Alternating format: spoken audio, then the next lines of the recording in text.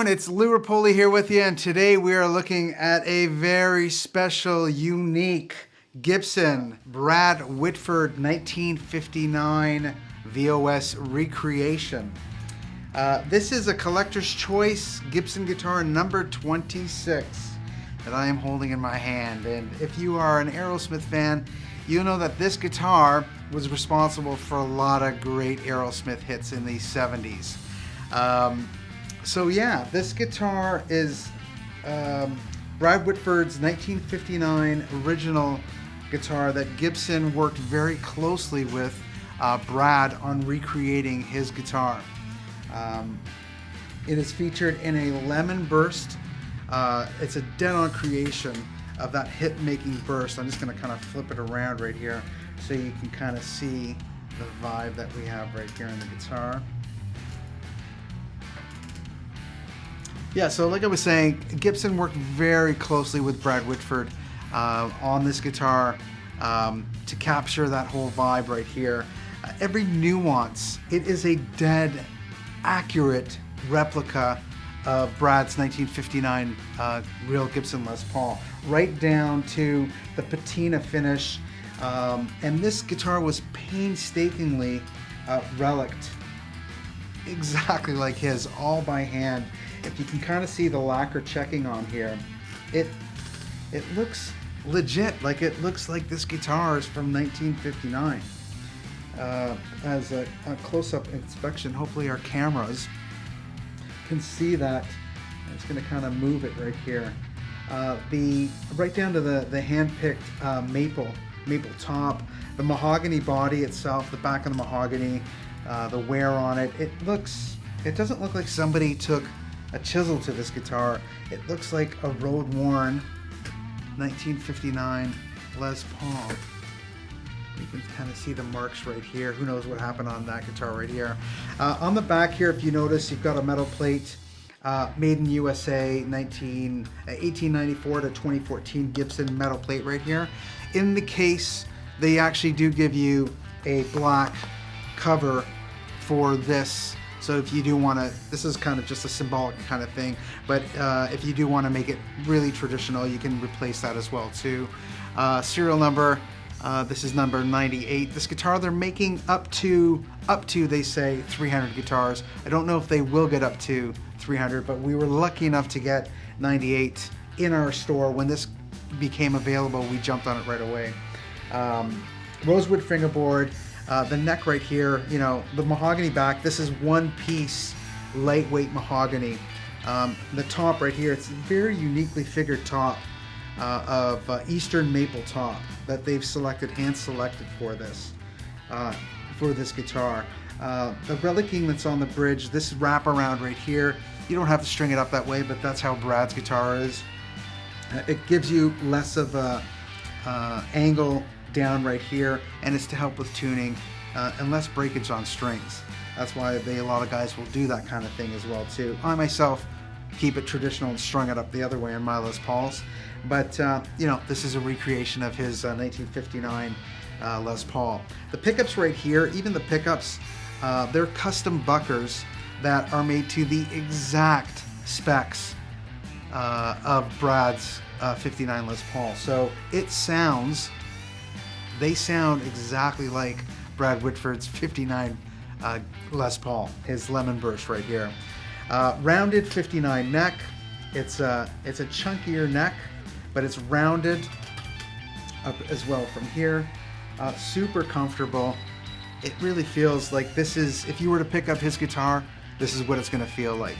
And I you know, kind of like with the aging on the guitar, it does give it, like, you really feel like you're playing a real 59 Les Paul. Super light as well too, so not like the heavier, newer Les Pauls right here with the type of mahogany and maple that they've chosen for this guitar. It's made weight-wise to his specification as well too. Meticulous aging that they've done on it here to that patina on the finish right here, and also you can see the bridge. Obviously Brad's been holding the guitar right here a lot, and that's why it's worn down on the bridge right down to the nickel right here as well. The the tailpiece. The bridge itself, it's almost like when you get like a rock that's left in a stream, and like hundreds of years, you get those rocks and they're perfectly smooth rounded. There's no sharp edges on this. It looks old. It just looks really old on this guitar. It's pretty remarkable. Pickup covers as well too. The screws, there's some rust on it, but it's not like some relic guitars that you see. It's not over relicked. It's not over rusted. It looks like it's got some sweat and then wiped off, and it just looks real, like the way that the guitar looks. So that's it. I mean, like, I feel like I'm holding the real deal here, right here. But let's give it a listen. I'm a huge Aerosmith fan. I've got my list here of some tunes I'm just going to go over here. And yeah, let's give it a listen.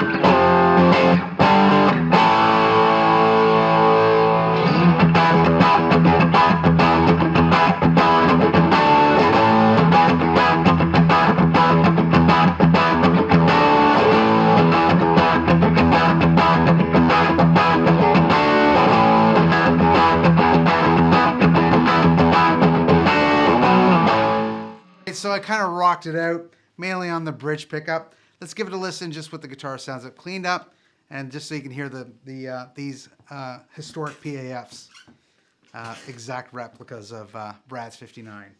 So you can hear the guitar, volume down, super jangly.